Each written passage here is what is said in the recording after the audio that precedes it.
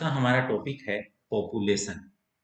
देखिए, पॉपुलेशन का मतलब है कि किसी यूनिट एरिया में, यूनिट टाइम में एक ही स्पीसीज के जितने एनिमल रहेंगे या जितने ऑर्गेनिज्म रहेंगे वो पॉपुलेशन बनाते हैं। पॉपुलेशन में कुछ ऐसे कैरेक्टर्स होते हैं जो केवल पॉपुलेशन में ही पाए जाएंगे, उसके इंडिविजुअल लेवल पे वो कैरेक्टर्स नहीं बताए जा सकते। जैसे कौन से कैरेक्टर्स हैं जो पॉपुलेशन लेवल पे ही पाए जाते हैं, उनकी हम अगर बात करें तो हम बात करते हैं डेंसिटी की, हम बात करते हैं बर्थ रेट की, हम बात करते हैं मॉर्टेलिटी की, मृत्यु दर की, हम बात करते हैं ग्रोथ एज डिस्ट्रीब्यूशन की, हम बात करते हैं ग्रोथ रेट की, माइग्रेशन की, डिस्पर्सन की और रेगुलेशन की। आखिर ये सब चीजें क्या हैं, उनके बारे में हम वन बाय वन इसमें आगे डिस्कस करेंगे, लेकिन ये कुछ 8 पॉइंट्स हैं जो पॉपुलेशन के करेक्टर्स हैं। देखिए, एक पॉपुलेशन की साइज क्या होगी? पॉपुलेशन की साइज को हम डेंसिटी भी कह सकते हैं। तो पॉपुलेशन की साइज या डेंसिटी को कौन से फैक्टर बढ़ाते हैं? तो देखिए, इमाइग्रेशन। इमाइग्रेशन का मतलब ये होता है कि पॉपुलेशन में बाहर से जीवों का आकर जुड़ना अंतः प्रवाह या इमाइग्रेशन कहलाता है। बाहर से कोई एनिमल आया और आकर के पॉपुलेशन का मेंबर बन गया, उसे कहते हैं इमाइग्रेशन। दूसरा है नेटेलिटी। नेटेलिटी का मतलब होता है जन्म दर। जन्म दर का मतलब ये होता है कि पॉपुलेशन जो है उसमें अगर उसके मेंबर्स प्रोडक्शन करेंगे तो पॉपुलेशन की साइज इंप्रूव होगी। लेकिन पॉपुलेशन की साइज नेगेटिव साइन दिया है, डिक्रीज कैसे होगी? मोर्टेलिटी से। यदि कोई मर गया तो पॉपुलेशन में उसका नंबर अपने आप कम हो गया। ई माइग्रेशन। ई माइग्रेशन का मतलब ये होता है कि अगर पॉपुलेशन के कुछ सदस्य उस पॉपुलेशन से बाहर निकल जाएं तो वो इमाइग्रेशन कहलाता है। पॉपुलेशन के जीवों का बाहर निकलना इमाइग्रेशन कहलाता है। अब बात करते हैं कि पॉपुलेशन की स्टडी को हम क्या कहते हैं। तो देखिए, पॉपुलेशन की स्टडी को पॉपुलेशन डायनेमिक्स कहते हैं। तो हम जो भी चीजें स्टडी कर रहे हैं वो सारी की सारी पॉपुलेशन डायनेमिक्स का पार्ट है। पॉपुलेशन की डेंसिटी का अध्ययन पॉपुलेशन डायनेमिक्स कहलाता है। पॉपुलेशन की डेंसिटी की स्टडी क्या कहलाएगी? Population dynamics. एक और वर्ड है पॉपुलेशन जेनेटिक्स। क्या होता है? पॉपुलेशन जेनेटिक्स का मीनिंग है अनुवांशिकी का पॉपुलेशन लेवल पर अध्ययन ही पॉपुलेशन जेनेटिक्स कहलाता है। माल्थस ने पॉपुलेशन जेनेटिक्स का अध्ययन किया। अब बात करते हैं पॉपुलेशन इकोलॉजी क्या होती है। पॉपुलेशन का एनवायरनमेंट के साथ अध्ययन करना ही पॉपुलेशन इकोलॉजी कहलाता है। डेमोग्राफी क्या होती है? यह एक ग्रीक वर्ड है डेमोग्राफी। डेमो का मतलब होता है पॉपुलेशन और ग्राफी का मतलब होता है राइट। पॉपुलेशन के birth rate, density rate, intensity, sex ratio आदि लक्षणों का अध्ययन व उसमें समय के साथ आने वाले परिवर्तन व भविष्य के अनुमान का विज्ञान ही डेंडोग्राफी कहलाता है। देखिए, 2011 की जो सेंसस है उसके कुछ डाटा यहाँ दिखाए गए हैं। ये डाटा इसलिए बताए गए हैं कि ये सब डेंडोग्राफिक स्टडी है, यानी कि पॉपुलेशन की बर्थ रेट क्या है, किसी एरिया की डेंसिटी क्या है, सेक्स रेट क्या है, तो ये सब क्या होते हैं? डेंडोग्राफी होती है। अब हम बात करते हैं नेटेलिटी की। पॉपुलेशन डेंसिटी का मीनिंग क्या होता है? तो देखो, पॉपुलेशन डेंसिटी का मतलब है number of person per unit area square kilometre, यानी कोई एक निश्चित एरिया में अगर जो कितने लोग रहते हैं वो डेंसिटी कहलाती है। 5 स्क्वायर किलोमीटर में 2000 काली हिरण हैं तो डेंसिटी क्या होगी? ये एग्जाम्पल की हेल्प से डेंसिटी को समझाने की कोशिश की गई है कि यदि 2000 जो डियर हैं वो 5 स्क्वायर किलोमीटर में हैं तो उस एरिया की डेंसिटी होगी 4000 पर स्क्वायर किलोमीटर। उसके बाद हम बात करते हैं नेटेलिटी क्या होती है। ये भी डेंसिटी जैसे एक कैरेक्टरिस्टिक्स है पॉपुलेशन का, उसी तरह से जन्म दर या बर्थ रेट भी पॉपुलेशन का कैरेक्टर होता है। नेटेलिटी कभी भी नेगेटिव नहीं होती है, ग्रोथ रेट नेगेटिव हो सकती है। देखिए, नेटेलिटी या बर्थ रेट का अगर फॉर्मूला है तो उसका फॉर्मूला है del N N small N by del T. Del N N का मतलब ये होता है कि पॉपुलेशन में नए उत्पन्न होने वाले जीवों की संख्या क्या कहलाती है? Del N. और पर्टिकुलर टाइम में है तो डेल टी। स्पेसिफिक नेटिलिटी का मतलब होता है डेल एन एम बटे एन डेल टी। जब जन्म दर को प्रति इकाई समय में प्रति इकाई पॉपुलेशन के रूप में व्यक्त किया जाता है तो स्पेशल नेटिलिटी कहलाती है।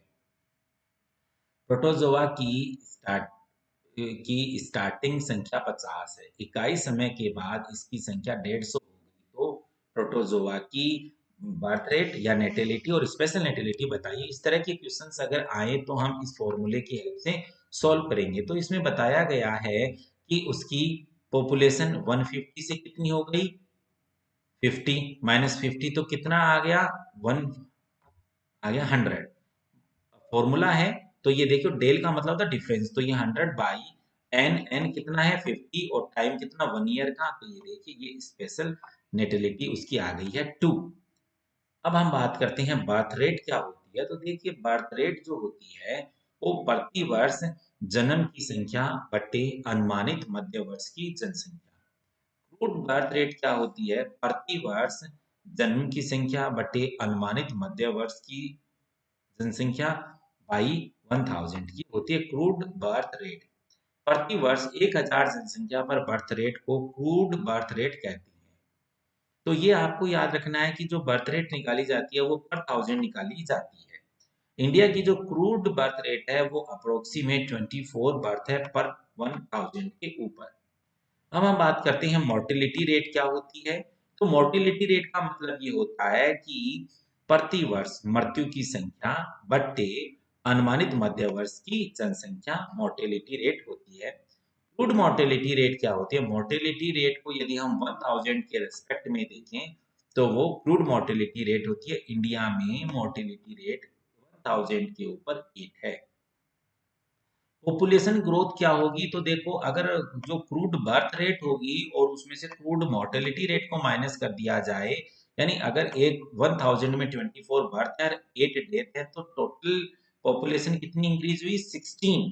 तो यही कहलाती है population growth.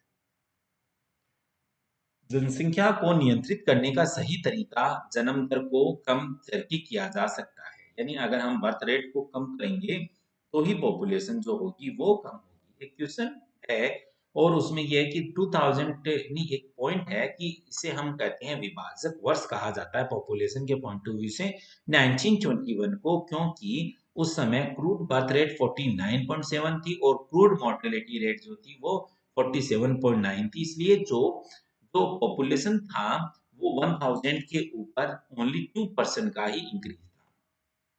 Infant mortality rate 2011 में 50 है और ये इस तरह से है। अब है mother mortality rate. Mother mortality rate 2 female पर 1000 पर ईयर और जापान में 0.1 फीमेल पर 1000 पर ईयर है। अगर हम सर्वाइवल कर्व की बात करें, सर्वाइवल कर्व का मतलब ये होता है कि आखिर बर्थ रेट कितनी है, मोर्टिलिटी रेट कितनी है, अगर हम उसको ग्राफिकली प्रेजेंट करें तो वो सर्वाइवल कर्व आता है और परीक्षाओं में आपके सर्वाइवल कर्व का शॉर्ट नोट पूछा जाएगा। तो देखिए सर्वाइवल कर्व जो होता है उसको हम ग्राफिकली रिप्रेजेंट करते हैं। तो एक्स एक्सिस पे तो हम एज लेते हैं और वाई एक्सिस पे हम नंबर ऑफ सर्वाइवल्स लेते हैं। आपको ये मैं पहले ही बता चुका हूं कि इंडिपेंडेंट फैक्टर एक्स एक्सिस पे आएगा, डिपेंडेंट फैक्टर वाई एक्सिस पे आएगा। तो हमें मुख्यतः यहाँ 4 प्रकार के कर्व हम यहाँ स्टडी करते हैं, जिसमें फर्स्ट जो कर्व है वो कॉन्वेक्स प्रकार का कर्व है। देखिए इस कर्सर की हेल्प से मैं इसको रिप्रेजेंट करने की कोशिश कर रहा हूँ। ये जो कर्व हमें प्राप्त हुआ है ये कर्व कॉन्वेक्स कर्व है और ये कर्व ह्यूमन बीइंग का हमें रिसीव होता है। आखिर ह्यूमन बीइंग का क्यों रिसीव होता है, तो देखिए नंबर ऑफ सर्वाइवल जो होती हैं वो अर्ली एज में मैक्सिमम होते हैं और जैसे जैसे एज बढ़ती जाती है मॉर्टेलिटी बढ़ती जाती है और नंबर ऑफ सर्वाइवल्स की संख्या होती है वो एक पर्टिकुलर फैशन में डिक्रीज होती जाती है। तो जो कर्व रिसीव होगा वो कॉन्वेक्स उत्तल प्रकार का होगा। दूसरा जो कर्व होता है वह अवतल या कॉनकेव प्रकार का कर्व होता है। ये कर्व आप यहाँ देख सकते हैं, इस कर्व में आप ये देखें यहाँ पर इस तरह से ये हमें कॉनकेव रिसीव होता है। ये जो कर्व कॉनकेव रिसीव होता है ये इंसेक्ट, फिश, एम्फीबिया, ऑयस्टर्स का रिसीव होता है, जिसका मतलब ये होता है कि देखो आपने देखा होगा कि बारिश में नाइट को कितने जबरदस्त इंसेक्ट हैं वो लाइट्स की ओर अट्रैक्ट होते हैं और मॉर्निंग में वो सब मर जाते हैं। तो यानी वन नाइट को इतने जबरदस्त इनके नंबर थे और नेक्स्ट डे ही इनके नंबर्स में रैपिड डिक्लाइन हुआ, तो ये जो डिक्लाइन रिप्रेजेंट करता है कॉनकेव कर्व को। थर्ड प्रकार का जो कर्व होता है उसे हम कहते हैं डायगोनल कर्व। तो देखिए डायगोनल जो कर्व होता है, ये देखिए ये एक स्ट्रेट लाइन जो आपको रिसीव हो रही है, ये डायगोनल कर्व की लाइन है। इसमें ये रेप्टाइल, एवीज और मेमल्स का कर्व होता है, जिसमें एक पर्टिकुलर टाइम के साथ-साथ उनके नंबर्स डिक्रीज होते चले जाते हैं। और जो फोर्थ प्रकार का कर्व होता है वो कॉनकेव कॉन्वेक्स प्रकार का कर्व होता है, जिसमें देखिए कहीं तो कर्व डायगोनल है, कहीं कर्व कॉन्वेक्स है, कहीं कॉनकेव है, कहीं कॉन्वेक्स है, कहीं कॉनकेव है।